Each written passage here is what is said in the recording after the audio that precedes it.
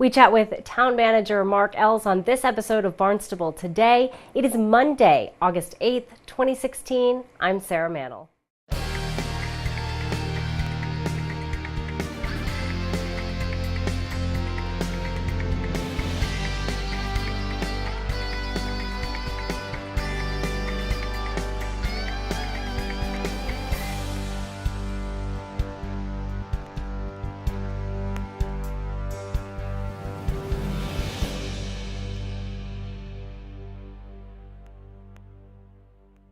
So a couple of meetings last week in regards to the homeless committee, or one last week, and there's going to be one this week. So tell me a little bit about how work is progressing there with that group.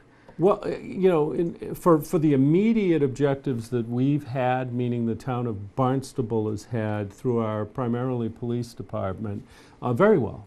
We went into this season hoping that we would end the camps that are out there, and hoping that we would help those homeless and near homeless in and around our downtown. We'd heard from our residents and our businesses, and we saw ourselves that there was a growing number of people that were in need. And so we came up with a plan last year through our police chief and his supporting staff. We implemented that. And I have not heard anything but positives about what we've done there. And we still have camps in town, but we're dealing with those, and we're able to better coordinate now with the outreach workers from the different service agencies, so that we can get the people who need help the help they need. And some of the other issues kind of followed that core issue. So in focusing and being very targeted in what we did, I think we saw some huge gains relative to the concerns we had for the past several years. We haven't had them, or we haven't seen them. We're not getting the calls at our police department or fire department relative to the camps, or some of the people out there who are in need. So that's a good thing. We haven't brought on an outreach coordinator yet. That would help to solidify this coordination between the services and the outreach workers that are being provided by the services. Many of these are Duffy and Hack and Vinfin and others that are out there just actively involved. Now, at the last subcommittee meeting, Rose Evans came down from the state, and she's kind of a point person all across the state, and she helps us with the state in making sure that the funding is directed where it needs to be, making sure that we're in coordination with all the various agencies that provide these services. We've got several asks to the state to help us as we move forward on this. And certainly looking at this coordinator's position that the town of Barnstable, with the help of the LaRusso Foundation, is looking to bring on, is going to be a key piece of this. But broader than that, we've got the county involved, we've got the state involved, we've got all these different agencies involved, and then we have the town involved. So we have to make sure that we're all working together appropriately and in the same direction. And I think we are, and we're doing it better than we've done in the past. But we still have a ways to go. Sure. So the coordinator position, obviously still looking for that candidate. Is it just that a qualified candidate hasn't yet stepped up? You haven't found the right person? It's a confusing position, and perhaps we need to relook at what we're doing. It's a position that is not a town employee.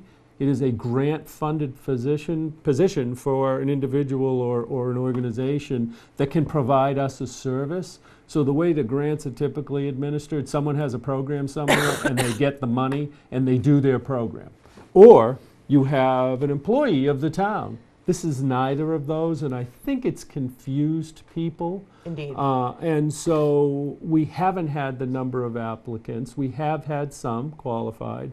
And they haven't been ruled out yet, and at this point we're able to go out and direct solicit to try to bring in bring in somebody when we find that appropriate somebody or organization that can help us do this coordination. Excellent. Well, certainly, an important issue and very complicated to solve, but nice to see the attention being paid. Let's talk a little, again, another complicated issue, the Hyannis water supply. There's going to be an appropriation before council in the not too distant future for some dollars in relation to that. So what's going on there with the Hyannis water supply?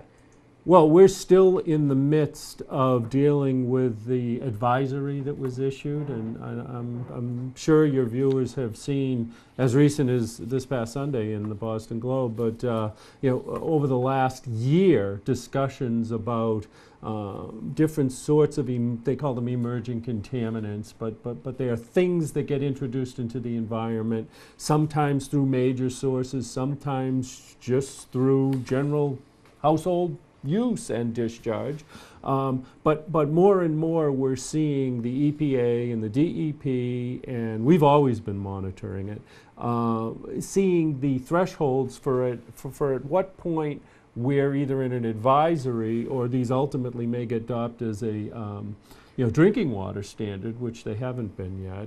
But at the advisory level, we will see more and more and more of these contaminants being identified as something that if they show up in your water supply, that you need to do something.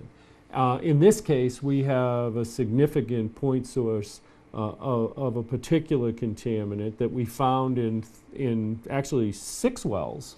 3 of them we've put carbon filters on. Those are the Mary Dunn wells. And so the appropriation that is going to be before council this Thursday would be a first read of us having to put a structure around these carbon filters. Just because in the wintertime, we didn't have to run them last winter, but we've gone from 3 wells to more wells being impacted by this. So we have to run these in the winter. To run them in the winter, we've got to put a structure around these carbon filters. So we're going in to ask for the money to put the structure around the carbon filters. But this kind of reactionary, as opposed to having a strategy long-term to address this, is less desirable. We want to go out there. I've already begun discussions with the state about relocation of the wells. We're going to do 2 things. We're going to look at the abutting large open space area that the state holds from our current water supply system, and upgradient of the of potential areas of concern, let's say, meaning really anything where there's development could be of concern, and then there's more and more specific areas that you want to look out for.